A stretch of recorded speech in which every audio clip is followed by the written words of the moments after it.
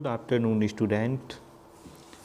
कल आपने जो अपना हिंदी का चैप्टर पढ़ा था जो था जल है तो कल है, इसमें पानी के महत्व को बताया गया है और आपको 2 टाइम्स इसको रीड करने के लिए बोला गया था।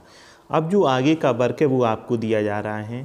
पहले आप क्या करेंगे, फेयर नोटबुक पर शब्दबोध वर्ड पावर लिखेंगे। प्रदूषित मीन्स होता है गंदगी से भरा हुआ, पॉल्यूटेड। भूमिगत जमीन की सतह के अंदर अंडरग्राउंड बोलते हैं। अपर्याप्त जो आवश्यकता से कम हो।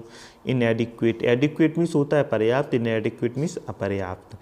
किफ़ायती, किफ़ायती का मतलब होता है सोच समझकर खर्च करने वाला। इकोनॉमिकल मतलब इसको जैसे कोई कम खर्च करता है, सोच समझकर खर्च करता है, इसका मतलब ये नहीं है वो कंजूस है। कंजूस वर्ड का डिफरेंट मीनिंग होता है, जबकि इकोनॉमिकल वर्ड पॉजिटिव वे में आता है। औद्योगिकरण, उद्योग धंधों आदि को बढ़ाने तथा कल कारखाने खोलने का कार्य। इसको इंग्लिश में क्या कहते हैं, इंडस्ट्रियलाइजेशन।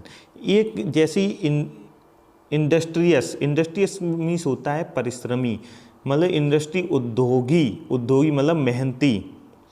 अब देखेंगे अपशिष्ट मीन्स होता है बचा हुआ अवशेष। रेसिडुअल, इसको क्या बोलते हैं इंग्लिश, रेसिडुअल। नेक्स्ट इसमें दिया आपका परमाणु संबंधी मतलब न्यूक्लियर, क्या न्यूक्लियर। पर्यावरण आसपास का वातावरण इन्वायरमेंट। ये आपको वर्ड मीनिंग एक एक फेयर नोटबुक पर नोट करनी है। इसके बाद जो अभ्यास है आपका, सही विकल्प पर सही का निशान लगाइए। इसको आप कैसे करेंगे, एक एक उस पहले तो आपने उसको रीड कर लिया है, इसके बाद आप उसमें से ये देखेंगे कि सूर्य की गर्मी से जल को वाष्प में बदलने की प्रक्रिया को क्या कहते हैं। संचरण, जल चक्र, प्रबंजन, वाष्पीकरण। तो ये अगर आपने अच्छे से बुक को रीड किया होगा तो आप तुरंत बता देंगे कि इस क्रिया को क्या कहा जाता है। अगर फिर भी आपको लगता है डाउट, पहले तो आप इस लाइन का जो के बारे में जो आपकी बुक में बताया गया उसमें जाके सर्च करेंगे, फिर इसको जाकर के इसमें टिक करेंगे कि इसका आंसर क्या होगा।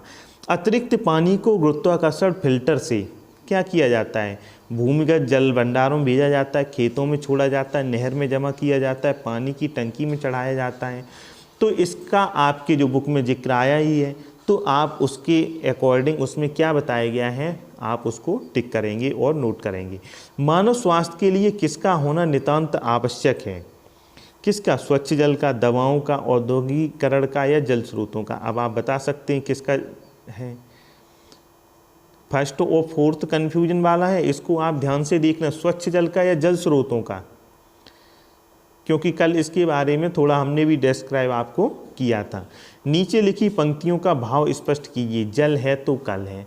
आप अगर इसमें पूरा ये पूछा गया है इस जो पार्ट लिखने का कि इसमें इसकी मेन थीम जो है जल है तो कल है, तो इसमें क्या है, जल है तो कल है का सीधा इसको जब आप डिस्क्राइब करेंगे तो आप देखेंगे कि जल को कल के भविष्य के आधार पे कैसे जोड़ेंगे।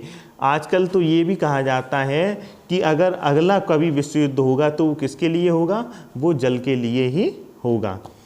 फिर इसमें क्वेश्चन है, इमारत की मूल योजना में ही वर्षा जल संचयन की प्रणाली को शामिल करना अधिक किफ़ायती साबित होता है।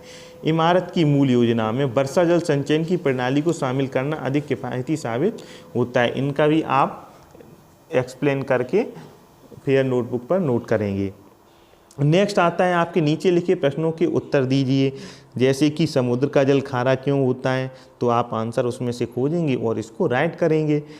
इमारत की मूल योजना में ही वर्षा जल संचयन की प्रणाली को शामिल करना क्यों अच्छा है, ये उसी का आंसर हो जाएगा जो खा वाला था।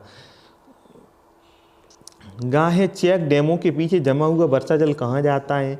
वर्षा जल के संरक्षण की क्या अवधारणा है। जल प्रदूषण कैसे बचा जा सकता है।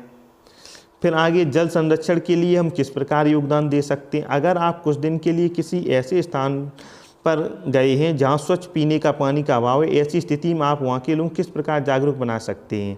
तो ये आपके थे क्वेश्चन, इनको आपको अच्छे से फेयर नोटबुक पर करना है और जब वर्क कंप्लीट हो जाए अपने वर्क की फ़ोटो खींच करके आप अपने ग्रुप पर डालेंगे और इसके बाद में आप अपना नाम डाल देंगे। ये चैप्टर आपका समाप्त होता है। नेक्स्ट वीक में हम आपको जो नेक्स्ट चैप्टर है जीवन का लक्ष्य उसको पढ़ाएंगे। Thank you.